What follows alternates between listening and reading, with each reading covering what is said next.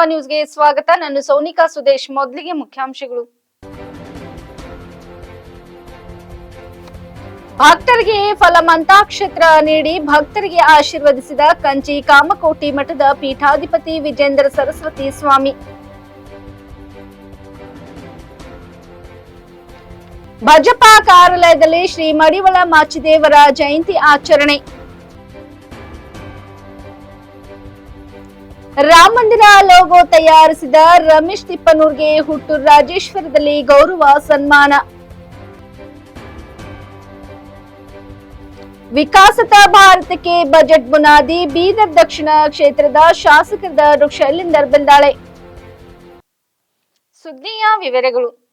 ಬೀದರ್ ತೆಲಂಗಾಣ ರಾಜ್ಯದ ಗಡಿಯಲ್ಲಿರುವ ರಂಜಿತಲ್ ಗ್ರಾಮದ ಸಿದ್ಧಿವಿನಾಯಕ ದೇವಸ್ಥಾನಕ್ಕೆ ಭೇಟಿ ನೀಡಿದ ಕಂಚಿ ಕಾಮಕೋಟಿ ಪೀಠಾಧಿಪತಿಗಳಾದ ವಿಜೇಂದ್ರ ಸರಸ್ವತಿ ಸ್ವಾಮಿಯವರಿಗೆ ದೇವಸ್ಥಾನದ ಟ್ರಸ್ಟ್ನ ಮುಖ್ಯಸ್ಥರು ಭಕ್ತರು ಅದ್ದೂರಿ ಮೆರವಣಿಗೆಯೊಂದಿಗೆ ಬರವು ಮಾಡಿಕೊಂಡರು. ಫೆಬ್ರವರಿ 1ರಂದು ಪೂಜರು ದೇವಸ್ಥಾನದಲ್ಲಿ ಸಿದ್ಧಿವಿನಾಯಕನಿಗೆ ವಿಶೇಷ ಪೂಜೆ ಸಲ್ಲಿಸಿ ಭಕ್ತಾದಿಗಳಿಗೆ ದರ್ಶನ ನೀಡಿದರು. ಪೂಜರ ದರ್ಶನ ಪಡೆಯಲು ಬೀದರ್ ತೆಲಂಗಾಣ ರಾಜ್ಯದ ಗಡಿ ಭಾಗದಲ್ಲಿರುವ ಭಕ್ತಾದಿಗಳು ಸರತಿಯಲ್ಲಿ ನಿಂತು ದರ್ಶನ ಪಡೆದರು. ಇದೇ ವೇಳೆ ದರ್ಶನಕ್ಕೆ ಬಂದಂತ ಭಕ್ತಾದಿಗಳಿಗೆ ಫಲ ಮಂತ್ರಾಕ್ಷತ ನೀಡಿ ಆಶೀರ್ವದಿಸಿದರು. ಇದೇ ಸಂದರ್ಭದಲ್ಲಿ ಟ್ರಸ್ಟ್ನ ಮುಖ್ಯಸ್ಥರು ಮಾತನಾಡಿ, ಕಳೆದ 25 ವರ್ಷಗಳ ಹಿಂದೆ ಜಗದ್ಗುರು ವಿಜೇಂದ್ರ ಸರಸ್ವತಿ ಅವರ ಪರಮ ಗುರುಗಳಾದ ಜಯೇಂದ್ರ ಸರಸ್ವತಿ ಅವರು ಜಹೀರಾಬಾದ್ ಪಟ್ಟಣಕ್ಕೆ ಆಗಮಿಸಿ ಭಕ್ತರಿಗೆ ದರ್ಶನ ನೀಡಿದರು.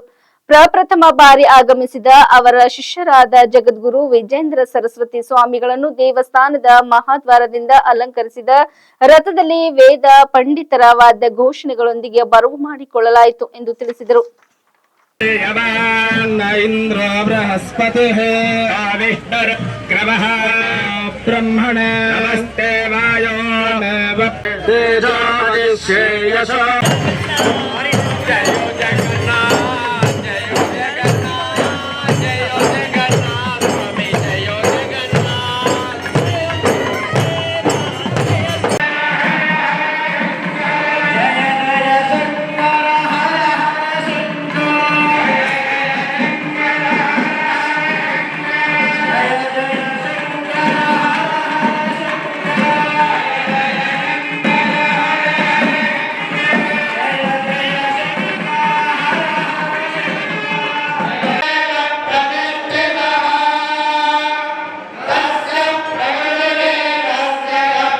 భగవద్భక్తిని సదాచారాన్ని లౌకిక వ్యవహారాల్లో కూడా మనం ఎంత జాగ్రత్తగా ఉండాలి, ఎంత మంచిగా పనిచేయాలి, ఈ విషయాలన్నీ కూడా ఒక బాల సన్యాసిగా ముందు కనకధారా స్తోత్రం చదివి పేదరిక ఉన్మూలనం గరీబీ అథావో అని మనం ఏమైతే చెప్పుకుంటున్నామో దాన్ని ఆ చివరి వయసులో ఏ పదవి లేకుండా ఏ పదవి కోసము లేకుండా ఆయన ఆచరించి అంగంభరి కులక భూషణమాశ్రయించి భృంగాంగనేవ కులాభరణం తమానం అంగీకృతాఖిల విభూతిర మాంగళ్యదాస్తు మమమంగళ దేవతాయాః యత్కటాక్ష సంవాసనా విధి సేవకస్య సకలార్థ సంపదః సంతతోతి వచనాన్యమానసైః త్వాం మురారి హృదయేశ్వరీం భజే అని చెప్పి యత్కటాక్ష సంవాసనా విధి సేవకస్య సకలార్థ సంపదః సంతతోతి. అర్థమంటే మనం డబ్బు మాత్రమే అనుకుంటాం. రూపాయలు కానీ డాలర్ కానీ యూరో కానీ ఇంకేమి కొత్తగా వచ్చిందో అదే డబ్బు అని అనుకుంటాం. కూడా ఒక అర్థమే కానీ మంచి విలువలన్నీ కూడా అర్థమే. మంచి స్వభావము, మంచి సౌమ్యంగా ఉండటము, సాత్వికంగా ఉండటము, మౌనం ఆచరించడము, తపస్సు చేయటము, అన్నదానం చేయటము, వడ్డించడము, గుడి కట్టడము, చలివేంద్రము చేయటము, చెట్లు పెట్టడము, వృక్షారోపణ మహిమ అని ఒక పుస్తకం వచ్చి వేసేస్తారు. అదన్నీ రేపు కొందరికి ఇస్తాం. అలా ఈ ధర్మాన్ని అంకురార్పణం చేసి చిన్నగా పెంచి అందరి మనసులో ధర్మతత్వాన్ని, ధర్మసారాన్ని, వేదాంత బీజాన్ని నాటికవాడు ఆదిశంకరాచార్య. ಭಾರತೀಯ ಜನತಾ ಪಾರ್ಟಿಯ ಬೀದರ್ನಲ್ಲಿರುವ ಜಿಲ್ಲಾ ಕಾರ್ಯಾಲಯದಲ್ಲಿ ಇಂದು ಶ್ರೀ ಮಡಿವಾಳ ಮಾಚಿದೇವರ ಜಯಂತಿಯನ್ನು ಆಚರಿಸಲಾಯಿತು. ಪಕ್ಷದ ಜಿಲ್ಲಾಧ್ಯಕ್ಷರಾದ ಸೋಮನಾಥ್ ಪಾಟೀಲ್ ಅವರು ಶ್ರೀ ಮಡಿವಾಳ ಮಾಚಿದೇವರ ಭಾವಚಿತ್ರಕ್ಕೆ ಮಾಲಾರ್ಪಣೆ ಮಾಡಿ ಪೂಜೆ ಮಾಡಿದರು. ಈ ಸಂದರ್ಭದಲ್ಲಿ ಬುಡಾ ಮಾಜಿ ಅಧ್ಯಕ್ಷ ಬಾಬುವಾಲಿ, ಜಿಲ್ಲಾ ಕಾರ್ಯದರ್ಶಿ ರಾಜ್ಕುಮಾರ್ ಚಿದ್ರಿ, ಕಾರ್ಯಾಲಯ ಕಾರ್ಯದರ್ಶಿ ರಾಜ್ಕುಮಾರ್ ಪಾಟೀಲ್ ನಿಮತಾಬಾದ್, ಚಂದ್ರಶೇಖರ್ ಗಾದಾರ್, ರೋಷನ್ ವರ್ಮಾ, ನಿತಿನ್ ಕರ್ಪೂರೆ, ಗಣೇಶ್ ಭೋಸ್ಲೆ, ಶ್ರೀಕಾಂತ್ ಮೋದಿ, ಗೋಪಾಲ್, ವೀರೋ ದಿಗ್ವಾಲ್, ಬಸವರಾಜ್ ಜೋಜ್ನಾ, ಶ್ರೀನಿವಾಸ್ ಚೌಧರಿ, ಮಹಾನಂದ ಪಾಟೀಲ್, ಹೇಮಲತಾ ಜೋಶಿ ಸೇರಿದಂತೆ ಮತ್ತಿತರರು ಉಪಸ್ಥಿತರಿದ್ದರು. ನವಭಾರತ ನಿರ್ಮಾಣದ ಹಿಂದೆ ರಾಷ್ಟ್ರೀಯ ಸ್ವಯಂ ಸೇವಕ ಸಂಘದ ಪಾತ್ರ ಬಹಳ ದೊಡ್ಡದಿದೆ. ಈ ಸಂಘದವರ ತ್ಯಾಗ ಸೇವೆ ಮಾದರಿಯಾಗಿದೆ. ಇವರು ತಮ್ಮದೆಲ್ಲವನ್ನು ರಾಷ್ಟ್ರಕ್ಕೆ ಸಮರ್ಪಿಸಿಕೊಂಡಿದ್ದಾರೆ. ಆದರೂ ಸ್ವಾರ್ಥ ದಾಶಿಯ ಮುಖಂಡರು, ತುಷ್ಟೀಕರಣ ರಾಜಕೀಯ ನೇತಾರರು ಇಲ್ಲಿಯವರೆಗೆ ತಮ್ಮ ಅಧಿಕಾರದ ಬಲದಿಂದ ಇವರಿಗೆ ಹತ್ತಿಕ್ಕುತ್ತಾ ಬಂದಿದ್ದಾರೆ. ಆದರೂ ಅದಕ್ಕೆಲ್ಲ ಸಂಘದವರು ಸೊಪ್ಪು ಹಾಕಿದೆ ವಿಚಲಿತರಾಗದೆ ತಮ್ಮ ಕರಕ್ಕೆ ಕಟ್ಟಿ ಬಂದರಾಗಿದ್ದಾರೆಂದಲೇ ಇವತ್ತು ರಾಷ್ಟ್ರ ಪುನರ್ ನಿರ್ಮಾಣವಾಗುತ್ತದೆ. ರಮೇಶ್ ತಿಪ್ಪನೂರ್ ಅವರು ಬಾಲ್ಯದಿಂದಲೇ ತಾವು ರಾಷ್ಟ್ರೀಯ ಸ್ವಯಂ ಸೇವಕ ಸಂಘ ಸೇರಿ ತಮ್ಮ ನಿಸ್ವಾರ್ಥ ಮತ್ತು ಆದರ್ಶ ಸೇವಾ ಭಾವದಿಂದಾಗಿ ಸಾಮಾನ್ಯ ಕಾರ್ಯಕರ್ತನಾಗಿದ್ದ ಅವರು ಈಗ ಕಲಬುರಗಿ ಜಿಲ್ಲೆಯ ಸೇವಾ ಭಾರತಿ ಸಂಘದ ಅಧ್ಯಕ್ಷರಾಗಿದ್ದಾರೆ. ಇವರು ವಿನ್ಯಾಸಗೊಳಿಸಿದ ಲೋಗೋ ಈಗ ಅಯೋಧ್ಯೆಯ ರಾಮ ಮಂದಿರಕ್ಕೆ ಆಯ್ಕೆಯಾಗಿರುವುದು ಇಡೀ ರಾಜ್ಯಕ್ಕೆ ಹೆಮ್ಮೆ ತರುವ ವಿಷಯವಾಗಿದೆ. ಮುಂದೆ ಇನ್ನಷ್ಟು ಪರಿಶ್ರಮ ಪಟ್ಟು ಇವರು ರಾಷ್ಟ್ರಕ್ಕೆ, ವಿಶ್ವಕ್ಕೆ ಶ್ರೇಷ್ಠ ಲಾಂಛನಗಾರರಾಗಿ ಗುರುತಿಸಿಕೊಳ್ಳಲಿ. ಇವರ ಸೃಜನಶೀಲತೆ ಹಾಗೂ ಪಾಂಡಿತ್ಯ ದೇವಕರಗಳಿಗೆ ಹೀಗೆಯೇ ಸಮರ್ಪಿತಗೊಳ್ಳುತ್ತಿರಲಿ ಎಂಬ ಸದಾಶಯ ತಮ್ಮದಾಗಿದೆ ಎಂದು ರಾಜೇಶ್ವರ್ ಹಿರೇಮಠ ಪೀಠಾಧಿಪತಿಗಳಾದ ಶ್ರೀ ಘನಲಿಂಗ ರುದ್ರಮುನಿ ಶಿವಾಚಾರ್ಯರು ಹೇಳಿದರು. ಅವರು ಬಸವ ಕಲ್ಯಾಣ ತಾಲೂಕಿನ ರಾಜೇಶ್ವರ್ ಗ್ರಾಮದಲ್ಲಿ ಗ್ರಾಮಸ್ಥರು ಆಯೋಜಿಸಿದ್ದ ರಮೇಶ್ ತಿಪ್ಪನೂರ್ ಅಭಿನಂದನಾ ಸಮಾರಂಭದಲ್ಲಿ ದಿವ್ಯ ಸಾನ್ನಿಧ್ಯ ವಹಿಸಿ ಮಾತನಾಡುತ್ತಿದ್ದರು. ಕಾರ್ಯಕ್ರಮದ ಅಧ್ಯಕ್ಷತೆ ವಹಿಸಿದ ರಾಜೇಶ್ವರ ವೀರಶೈವ ಸಮಾಜದ ಅಧ್ಯಕ್ಷದ ಶಿವರಾಜ್ ಸಿಗರ್ ಅವರು ಮಾತನಾಡುತ್ತಾ, ರಮೇಶ್ ತಿಪ್ಪನೂರ್ ಅವರು ಸಂಸ್ಕಾರವಂತರು, ಶ್ರಮಜೀವಿಗಳು ಹಾಗೂ ಸೇವಾಧಿಕಾರಿಗಳು ಆಗಿದ್ದಾರೆ. ಇಂತಹ ರಾಷ್ಟ್ರ ಭಕ್ತರು, ಸಂಸ್ಕೃತಿ ಭಕ್ತರು ಮನೆ ಮನೆಗೂ ಊರು ಊರಿಗೂ ತಯಾರಾದರೆ ಭಾರತದ ಸುವರ್ಣ ಯುಗ ಆರಂಭವಾಗುತ್ತದೆ. ವಿಶ್ವದೆಲ್ಲೆಡೆ ನವ ಭಾರತದ ಪರ್ವ ಆರಂಭವಾಗಿದೆ.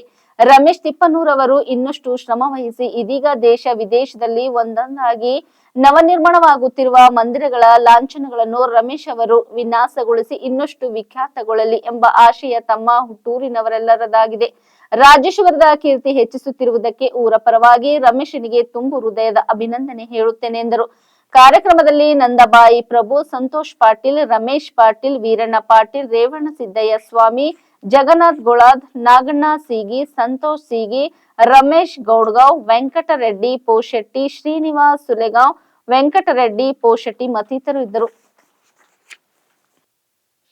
ಬೀದರ್ ಕೇಂದ್ರ ಹಣಕಾಸು ಸಚಿವ ನಿರ್ಮಲಾ ಸೀತಾರಾಮನ್ ಅವರು ಗುರುವಾರ ಸಂಸತ್ತಿನಲ್ಲಿ ಮಂಡಿಸಿದ ಬಜೆಟ್ ವಿಕಸಿತ ಭಾರತ ಹಾಗೂ ರಾಮರಾಜ್ಯ ನಿರ್ಮಾಣಕ್ಕೆ ಭದ್ರ ಬುನಾದಿ ಹಾಕುವ ಮಹತ್ವದ ಅಂಶಗಳನ್ನು ಒಳಗೊಂಡಿವೆ ಎಂದು ಬೀದರ್ ದಕ್ಷಿಣ ಕ್ಷೇತ್ರದ ಶಾಸಕರು ಆದ ಬಿಜೆಪಿ ರಾಜ್ಯ ಕಾರ್ಯದರ್ಶಿ ಡಾ ಶೈಲೇಂದರ್ ಬೆಲ್ದಾಳೆ ಅಭಿಪ್ರಾಯ ವ್ಯಕ್ತಪಡಿಸಿದ್ದಾರೆ. ಪ್ರಧಾನಿ ನರೇಂದ್ರ ಮೋದಿ ಅವರ ನೇತೃತ್ವದಲ್ಲಿ ಕಳೆದ 10 ವರ್ಷಗಳಲ್ಲಿ ಭಾರತದ ಅಭಿವೃದ್ಧಿಯ ಬಾಗಿಲು ತೆರೆದಿದೆ. ಒಂದು ದಶಕದ ಕೆಲಸಗಳ ಪರಿಣಾಮವಾಗಿ ಇಡೀ ವಿಶ್ವವೇ ಇಂದು ಭಾರತದ ಕಡೆಗೆ ತಿರುಗುತ್ತದೆ. ಬರುವ ಕೆಲವೇ ವರ್ಷಗಳಲ್ಲಿ ಭಾರತ ವಿಶ್ವದ 3ನೇ ಬಲಿಷ್ಠ ಅರ್ಥ ವ್ಯವಸ್ಥೆ ಹೊಂದಿದ ಹಾಗೂ 7 ಟ್ರಿಲಿಯನ್ ಆರ್ಥಿಕ ವ್ಯವಹಾರ ಉಳ್ಳ ರಾಷ್ಟ್ರವಾಗಿ ಹೊರಹೊಮ್ಮುವುದರಲ್ಲಿ ಯಾವುದೇ ಅನುಮಾನವಿಲ್ಲ.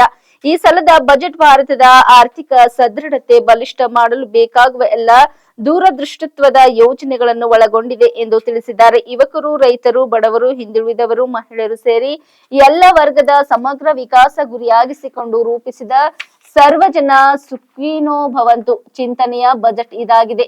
ಸಬ್ಕಾ ಸಾಥ್ ಸಬ್ಕಾ ವಿಕಾಸ್ ಔರ್ ಸಬ್ಕಾ ವಿಶ್ವಾಸ್ ಎಂಬ ತತ್ವಕ್ಕೆ ಕೇಂದ್ರ ಸರ್ಕಾರ ಬದ್ಧವಾಗಿದೆ ಎಂಬುದು ಮತ್ತೊಮ್ಮೆ ಸಾಬೀತುಪಡಿಸಿದೆ. ಶಿಕ್ಷಣ, ಆರೋಗ್ಯ ಹಾಗೂ ಸಂಪರ್ಕ ಕ್ಷೇತ್ರಗಳಲ್ಲಿ ಮತ್ತಷ್ಟು ಕ್ರಾಂತಿ ಮಾಡುವ ಯೋಜನೆಗಳನ್ನು ಘೋಷಿಸಲಾಗಿದೆ. 15 AIIMS, 7 IIT, 7 IIM, 3000 ITI college ಸ್ಥಾಪನೆ ಸೇರಿ ಹಲವಾರು ಮಹತ್ವದ ನಿರ್ಧಾರ ಕೈಗೊಳ್ಳಲಾಗಿದೆ. 7 ಲಕ್ಷ ರೂಪಾಯಿ ಆದಾಯದವರಿಗೆ ಆದಾಯ ತೆರಿಗೆ ನಿಷ್ಕುಲ್ಕ ಮಾಡಿ ಮಧ್ಯಮ ವರ್ಗದವರಿಗೆ ಕೊಡುಗೆ ನೀಡಲಾಗಿದೆ ಎಂದು ಬೆಲ್ದಳೆ ಸಂತಸ ವ್ಯಕ್ತಪಡಿಸಿದ್ದಾರೆ. ಕೃಷಿ ಉತ್ಪನ್ನಗಳ ಮಾರಾಟ ಹಾಗೂ ಸಂರಕ್ಷಣೆಗೆ ಖಾಸಗಿ ಹಾಗೂ ಸಾರ್ವಜನಿಕ ವಲಯದ ಸಹಭಾಗಿತ್ವ ಪಡೆಯುವುದು, ಡೈರಿ ಉದ್ಯಮದಲ್ಲಿ ತೊಡಗಿರುವ ಕೃಷಿಕರಿಗೆ ನೆರವು, ರಾಸುಗಳಲ್ಲಿ ಕಂಡುಬರುವ ಕಾಲುಬಾಯಿ ರೋಗ ತಡೆಗೆ ಕ್ರಮ, ಪಿಎಂ ಫಸಲ್ ಭೀಮಾ ಯೋಜನೆ ಅಡಿಯಲ್ಲಿ 4 ಕೋಟಿ ಕೃಷಿಕರಿಗೆ ಬೆಳೆ ವಿಮೆ, ಆಶಾ ಹಾಗೂ ಅಂಗನವಾಡಿ ಕಾರ್ಯಕರ್ತರಿಗೆ ಆಯುಷ್ಮಾನ್ ಭಾರತ ಆರೋಗ್ಯ ಯೋಜನೆ ವಿಸ್ತರಣೆ, ದೇಶದ ಎಲ್ಲಾ ಜಿಲ್ಲೆಗಳಲ್ಲೂ ಸುಸಜ್ಜಿತ ಆಸ್ಪತ್ರೆಗಳ ಸ್ಥಾಪನೆ, 9 ರಿಂದ 14 ವರ್ಷದೊಳಗಿನ ಬಾಲಕಿಯರಿಗೆ ಗರ್ಭಕಂಠದ ಕ್ಯಾನ್ಸರ್ಗೆ ಲಸಿಕೆ, ಮಧ್ಯಮ ವರ್ಗದ ಜನತೆಗಾಗಿ ವಿನೂತನ ವಸತಿ ಯೋಜನೆ, ಪಿಎಂ ಆವಾಸ್ ಯೋಜನೆಯಡಿ 2 ಕೋಟಿ ಮನೆಗಳ ನಿರ್ಮಾಣ ಮುಂತಾದ ಯೋಜನೆಗಳು ಜನಸಾಮಾನ್ಯರ ಬದುಕು ಹಸನುಗೊಳಿಸುವಂತಾಗಿದೆ ಎಂದು ಹೇಳಿದ್ದಾರೆ.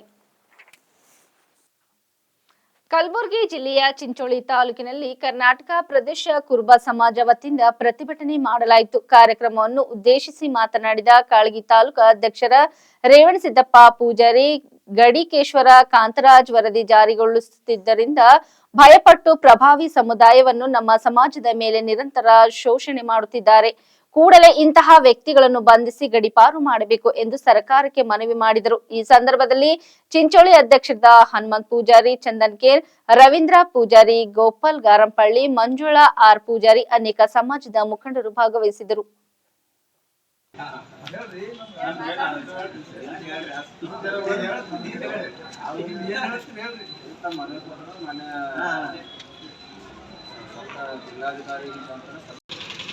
ಕುಲ ಬಾಂಧವರೇ, 29/1/2024 ಮಂಡ್ಯ ಜಿಲ್ಲೆಯಲ್ಲಿ ನಡೆದಕ್ಕಂಥ ಒಂದು ಅಹಿತಕರ ಘಟನೆ. ಆ ಅಹಿತಕರ ಘಟನೆ ಏನಪ್ಪ ಅಂದ್ರೆ, ಈ ರಾಜ್ಯದ ಮಾಜಿ ಮುಖ್ಯಮಂತ್ರಿಗಳು, ರಾಷ್ಟ್ರೀಯ BJPಯ ಸಂಘಟನಾ ಕಾರ್ಯದರ್ಶಿಗಳಾದಂಥ CT ರವಿಯವರ ಒಂದು ನೇತೃತ್ವದಲ್ಲಿ ಹಿಂದೂ ಸಂಘಟನೆಯ ಒಂದು ಪ್ರತಿಭಟನೆಯನ್ನು ಮಂಡ್ಯ ಜಿಲ್ಲೆಯಲ್ಲಿ ಕೈಗೊಂಡಾಗ ಮುಖ್ಯ ರಸ್ತೆಯ ಮುಖಾಂತರ ಅವರು ಜಿಲ್ಲಾಧಿಕಾರಿಗಳ ಕಚೇರಿಯವರಿಗೆ ತಲುಪಬೇಕಾದ್ರೆ ಮಧ್ಯದಲ್ಲಿರ್ತಕ್ಕಂಥ ನಮ್ಮ ಕರ್ನಾಟಕ ಪ್ರದೇಶ ಕುರುಬಗೊಂಡ ಸಂಘದ ವಿದ್ಯಾರ್ಥಿ ನಿಲಯ ಅವರ ಕಣ್ಣಿಗೆ ಕಂಡಾಗ ಆ ಪ್ರತಿಭಟನೆಯಲ್ಲಿ ಪಾಲ್ಗೊಂಡಂಥ ಸಮಸ್ತ ನಾಗರಿಕರಿಗೆ ಅವರು ಪ್ರಚೋದನೆ ನೀಡಿ, ಈ ಹಾಸ್ಟೆಲ್ ಕುರುಬರ ಹಾಸ್ಟೆಲ್ ಇದೆ, ಇದರ ಮೇಲೆ ಕಲ್ಲು ತೂರಾಡಿ ಅಂತ ಪ್ರಚೋದನೆ ಕೊಟ್ಟಾಗ ಅಲ್ಲಿದ್ದಂಥ ಎಲ್ಲ ಪ್ರತಿಭಟನಾಕಾರರು ಆ ಒಂದು ವಿದ್ಯಾರ್ಥಿ ನಿಲಯದ ಮೇಲೆ ಕಲ್ಲು ಎಸೆದು ಆ ಹಾಸ್ಟೆಲ್ನ ಕಿಟಕಿಯ ಗಾಜುಗಳನ್ನು ಪುಡಿ ಪುಡಿಯಾಗಿ ಮಾಡಿ ಅಲ್ಲಿ ಊಟ ಮಾಡ್ತಕ್ಕಂಥ ವಿದ್ಯಾರ್ಥಿಗಳ ಮೇಲೆ ಕಲ್ಲನ್ನು ಎಸೆದು, ಅದು ಅಲ್ಲದೇ ಅಲ್ಲಿ ನೇತು ಹಾಕಿದಂಥ ಒಂದು ಈ ರಾಜ್ಯದ ಹಿಂದುಳಿದ ವರ್ಗಗಳ ನಾಯಕ ಎಂದು ಬಿಂಬಿಸಿಕೊಂಡಂಥ ರಾಜ್ಯದ ಮುಖ್ಯಮಂತ್ರಿಗಳಾದಂಥ ಸನ್ಮಾನ್ಯ ಶ್ರೀ ಸಿದ್ದರಾಮಯ್ಯನವರ ಒಂದು ಫ್ಲೆಕ್ಸನ್ನು ಉದ್ದೇಶಪೂರ್ವಕವಾಗಿ ಹರಿದು ಹಾಕಿ, ಅದರೊಂದಿಗೆ ಅಲ್ಲಿರ್ತಕ್ಕಂಥ ವೀರ ಸೇನಾನಿ ಸಂಗೊಳ್ಳಿ ರಾಯಣ್ಣನವರ ಫ್ಲೆಕ್ಸನ್ನು ಹರಿದು ಹಾಕಿ, ಅದರೊಂದಿಗೆ ದಾಸಶ್ರೇಷ್ಠ ಭಕ್ತ ಕನಕದಾಸರ ಫ್ಲೆಕ್ಸನ್ನು ಕೂಡ ಹರಿದು ಹಾಕಿರುತ್ತಾರೆ. ಉದ್ದೇಶಪೂರ್ವಕವಾಗಿಯೇ ಈ ಕುರುಬ ಜನಾಂಗದ ಮೇಲೆ ಮೇಲ್ವರ್ಗದ ಒಂದು HD ಕುಮಾರಸ್ವಾಮಿಯವರು, CT ರವಿಯವರು ಒಕ್ಕಲಿಗ ಜಾತಿಗೆ ಸೇರಿದವರಾಗಿದ್ದು, ನಮ್ಮ ಹಿಂದುಳಿದ ವರ್ಗದ ಏಳಿಗೆಯನ್ನು ಸಹಿಸದೇ ಆಗದೆ ಅವರು ಈ ರೀತಿಯಾಗಿ ಅಲ್ಲಿ ಪ್ರತಿಭಟನೆಯಲ್ಲಿ ಈ ರೀತಿಯಾಗಿ ನಿರ್ಧಾರವನ್ನು ತೆಗೆದುಕೊಂಡು ಈ ನಮ್ಮ ಕುರುಬ ಸಮಾಜದ ಒಂದು ವಿದ್ಯಾರ್ಥಿ ನಿಲಯದ ಮೇಲೆ ಅಹಿತಕರ ಘಟನೆಯನ್ನು ನಡೆಸಿರುತ್ತಾರೆ. ಈ ಅಹಿತಕರ ಘಟನೆ ನಡೆಸುವುದಕ್ಕೆ ಉದ್ದೇಶ ಏನಂದರೆ, ಮೊನ್ನೆ 28ನೇ ತಾರೀಕು ಚಿತ್ರದುರ್ಗ ಜಿಲ್ಲೆಯಲ್ಲಿ ಹಿಂದುಳಿದ ವರ್ಗಗಳ ಒಂದು ಸಮಾವೇಶ ನಡೆಯಿತು. ಆ ಸಮಾವೇಶಕ್ಕೆ ಈ ರಾಜ್ಯದ ಮುಖ್ಯಮಂತ್ರಿಗಳಾದಂಥ ಸನ್ಮಾನ್ಯ ಶ್ರೀ ಸಿದ್ದರಾಮಯ್ಯನವರನ್ನು ಆ ಸಂಘಟಕರು ಆಹ್ವಾನ ಮಾಡಿದರು. ಆ ಸಮಾವೇಶದಲ್ಲಿ ಸುಮಾರು 4 ರಿಂದ 5 ಲಕ್ಷ ಜನ ಸೇರಿ ಆ ಸಮಾವೇಶವನ್ನು ಯಶಸ್ವಿಗೊಳಿಸಿದರು. ಆ ಸಮಾವೇಶದ ಮುಖ್ಯ ಉದ್ದೇಶ ಅಂದರೆ ಡಾಕ್ಟರ್ ಕಾಂತರಾಜ್ ವರದಿಯನ್ನು ಜಾರಿಗೊಳಿಸಬೇಕು. ಆ ಒಂದು ಜಾರಿಗೊಳಿಸಿದ ನಂತರ ನಮ್ಮ ಹಿಂದುಳಿದ ವರ್ಗಗಳಿಗೆ ಒಂದು ನ್ಯಾಯ ಸಿಗ್ತಕ್ಕಂಥ ಒಂದು ಬೇಡಿಕೆಯನ್ನು ಆ ಸಂಘಟಕರು ಚಿತ್ರದುರ್ಗ ಜಿಲ್ಲೆಯಲ್ಲಿ 28ನೇ ತಾರೀಕು ಆ ಸಮಾವೇಶ ನಡೆದರು.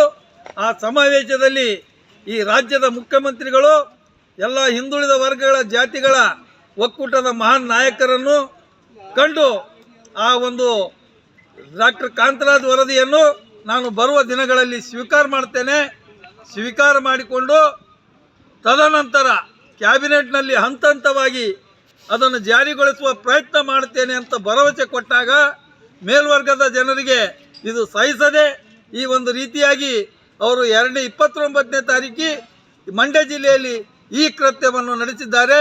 ಇದು ಖಂಡನೀಯವಾಗಿರುತ್ತದೆ ಎಂದು ಕರ್ನಾಟಕ ಪ್ರದೇಶ ಕುರುಬ ಸಂಘ ತಾಲೂಕಾ ಶಾಖೆ ಚಿಂಚೋಳಿ ಮತ್ತು ಕಾಳಿಗೆ ಮುಖಾಂತರ ನಾನು ಖಂಡನೆ ಮಾಡುತ್ತೇನೆ.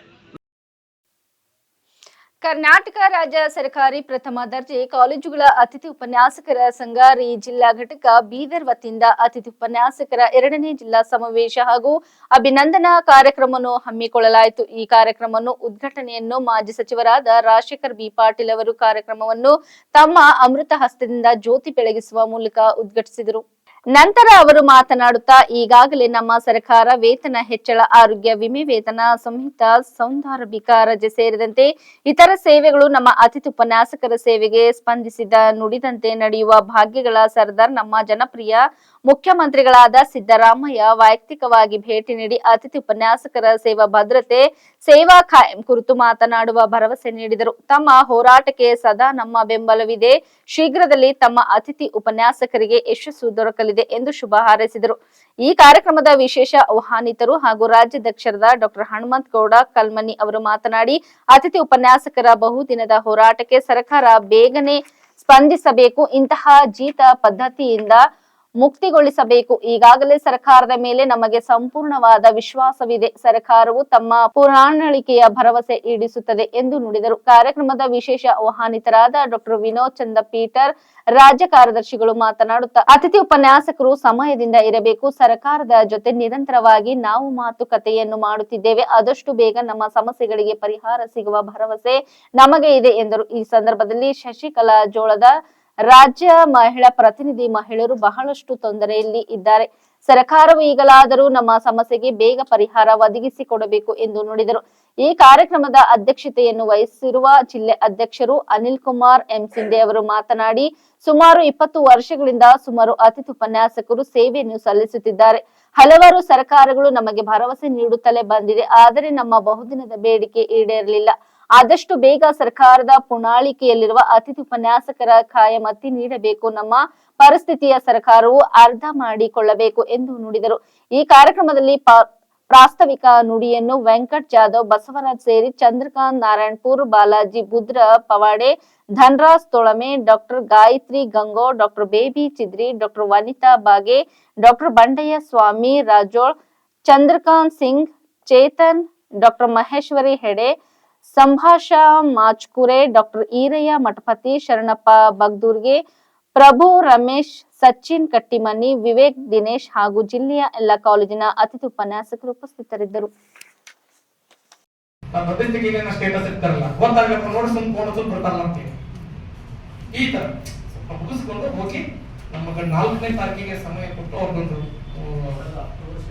ಸರ್ ಅದೇ ಅಕ್ಟೋಬರ್ ಶಾಲೆ ಹೇಳಿದ್ದೀನಿ, ನಿಮ್ಗೆ ಗೊತ್ತಿರಲಿ ಅಕ್ಟೋಬರ್ ಶಾಲೆ ಇದು ಸಚಿವ ಜೋಡಿ ಮಾತಾಡ್ಬೇಕಾದ್ರೆ ರೆಕಾರ್ಡಿಂಗ್ ತೋರಿಸ್ತೀನಿ. ನಾನು ಸ್ವಲ್ಪ ಸಮಯ ಕೊಡಿ. ನಾವು ಕೊಟ್ಟಿದ್ದೇನು ವೇತನ ರಹಿತ ಅಂತ ಕೊಟ್ಟಿದ್ದೀವಿ. ಇದನ್ನು ವೇತನ ರಹಿತ ಅಂದಾಗ ಸರ್ಕಾರಕ್ಕೆ ಪತ್ರ ಬರ್ತಾರೆ ಹಣಕಾಸು ಇಲಾಖೆಗೆ, ಅಲ್ಲಿಂದ ಬರಬೇಕು. ಬಂದಿಂದ ನಮ್ಮ ಕೆಲವು ಕಾಲೇಜಿನಾಗಿ ಅಕ್ಟೋಬರ್ ಜಾಯ್ನಿಂಗ್ ದಿವಸ ಬಹಳಷ್ಟು ಕಾಲೇಜ್ ಪೇಮೆಂಟ್ ಮಾಡಿದ್ದಾರೆ, ಕೆಲವೊಂದು ಕಾಲೇಜಿನ ಮಾಡಿಲ್ಲ. ವಿಶೇಷವಾಗಿ ನಿಮ್ಮ ಭಾಗದಲ್ಲಿ ಮಾಡಿಲ್ಲ, ಮಾಡಿದ್ದಾರೆ. 15 ವರ್ಕ್ ಲೋಡ್ ಅಂತ ಬಂದು ಕಾಲೇಜಿಗೆ ಜಾಯಿನ್ ಆಗಿದ್ದಾರೆ. ಇಲ್ಲೋದ್ರೆ ವರ್ಕ್ ಲೋಡ್ ಫಾಲ್ ಅದ. ಕೆಲವು ಕಾಲೇಜಿನ ಪ್ರಿನ್ಸಿಪಾಲ್ ಅವರು ನಮ್ಮಲ್ಲಿ ಅಬ್ಸರ್ವ್ ಮೋಸ್ಟ್ಲಿ ಎಲ್ಲ ಫುಲ್ ಮಾಡಿದ್ದಾರೆ ಸರ್. ಕೌನ್ಸಿಲಿಂಗ್ ಎಷ್ಟು ನೀವು ಐಡಿಯಾ ಆಗಿದ್ದೀರಿ ಅಷ್ಟು ಮಾಡ್ಯಾರ. ಈ ಕೆಲವು ಕಾಲೇಜಾಗ ನಮ್ಮ ಕೆಲವು ಅತಿಥಿ ಉಪನ್ಯಾಸ ಅಕ್ಟೋಬರ್ ಶಾಲೆಗೆ ಮಾಡಿದ್ರು,